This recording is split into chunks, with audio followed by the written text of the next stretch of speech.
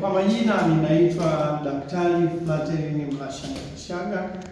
Mimi ni mwadhiri mwandamizi wa sayansi ya jamii kutoka idara ya sayansi ya jamii katika kitivo cha kompyuta, elimu ya biashara pamoja na sayansi ya jamii. Mada yangu hapa leo ni kuhusu umuhimu wa hifadhi ya jamii kwa Watanzania, social protection kwa Watanzania. Kwa lugha ya Kiingereza tunasema social protection. Kwa bahati nzuri, mimi ni hifadhi ya jamii ni eneo mojawapo ambalo nimebobea katika andiko langu la udaktari wa falsafa PhD kutoka chuo kikuu cha Helsinki, Finland. Nilijikita katika utafiti ambao ulilenga kuangalia mchango wa hifadhi ya jamii kwa wazee vijijini nchini Tanzania. Lakini nimekaa kwenye nchi ambayo ya Finland, ambayo ni moja ya nchi za Skandinavia ambazo zina mifumo mizuri ya hifadhi ya jamii, zinaitwa welfare state, zinatumia Nordic model. Kwa hiyo kwa Tanzania bado hatuna hifadhi ya jamii ambayo inatokana na serikali inayolipa. Bado tuna miradi tu, hata ukisikia hii TASAFU, unaposikia NSSF, hizi pensheni zinatoa kwa Watanzania wachache ambao wako kwenye ajira rasmi, ambao hawazidi 6%. Lakini Watanzania walio wengi hawako kwenye hata hizo skimu ambazo hizo za pension. Kwa hiyo kwa kifupi, mpaka sasa hivi ninavyoongea kama mtaalamu, Tanzania bado hatuna sera ya hifadhi ya jamii, National Social Protection Policy. Kumekuwa na jitihada mbalimbali za kutengeneza hicho kitu, lakini zimekwama. Na bahati mbaya, hata mimi nilishiriki kwenye baadhi. Tulikuwa tunatengeneza mpango kupitia Wizara ya Fedha tukia mwaka 2014. Tulikuwa tunatengeneza mpango wa hifadhi ya jamii unaoitwa National Social Protection Policy, National Social Protection Framework.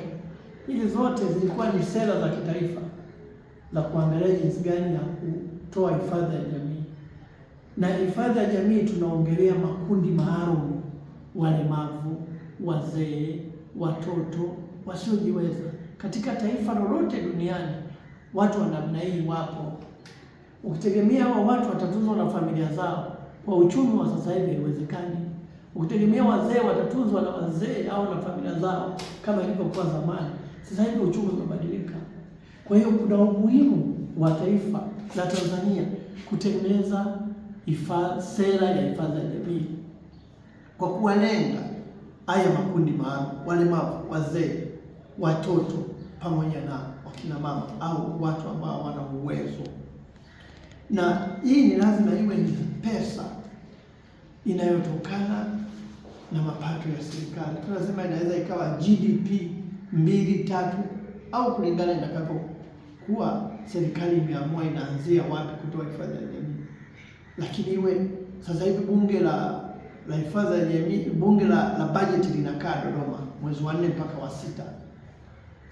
Lakini watagawa pesa zote kwenye barabara, kwenye huku kutakuwa hakuna hela hata shilingi moja inayokwenda kwenye hifadhi ya jamii.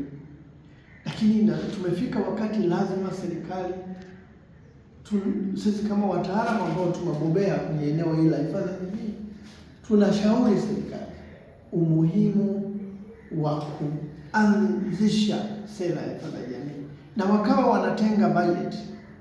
Hata wakianza na kundi la wazee tu, mzee yote miaka 70 kwenda juu akawa anapata kila mwezi angalau pesa kidogo ambayo ikawa inaweza kujikimu. Au alifanya kazi kwa sababu yeye ni Mtanzania na ni mzee, na sasa hivi tuna vitambulisho vya NIDA, ni rahisi sana kuwa na database ya wazee wote wa nchi nzima na umri, ukaweza wakawa wanatoa.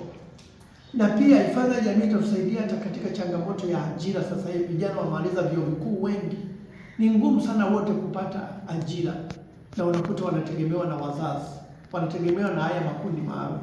Lakini haya makundi maalum yakishapata hifadhi ya jamii, utakuta hata pressure kwa vijana wetu ambao wameweza kuwa watunze wazazi itapungua, na itakuwa imesaidia, na inawezekana wakasaidia kwenye hizo hela kidogo wanazopata wazee au zikasaidia katika uchumi wa familia.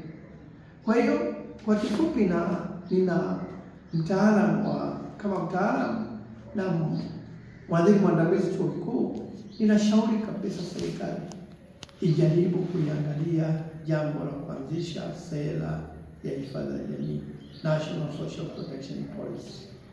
Na kama nilivyoeleza, faida zake ni nyingi sana. Itasaidia hata kuondoa vurugu za kisiasa, political instability. Itasaidia kuondoa vifo vinavyoweza kuzuilika. Wazee wataweza kuishi kwa muda mrefu, kwa sababu mpaka sasa hivi unakuta wazee wenye miaka 70 ni chini ya 3%.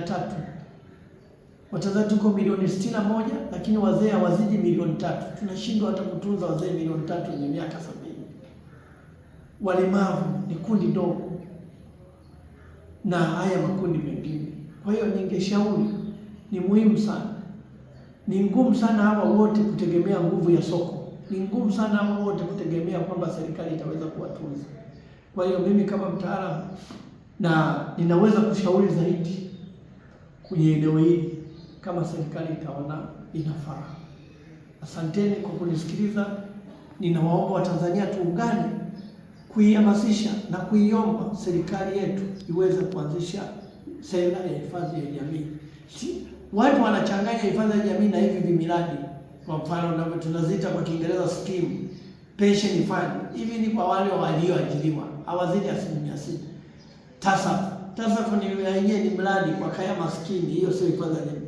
Hifadhi ya jamii ni mpango mahususi, lazima unakuwa na sera, una sheria ya hifadhi ya jamii na pesa zinatengwa bungeni. Yaani financing mechanism lazima iwe ni pesa za umma zinatengwa bungeni. Na tutaweza kuelezea kwa kuona mifano ya nchi nyingine ambazo zinafanya. Asante.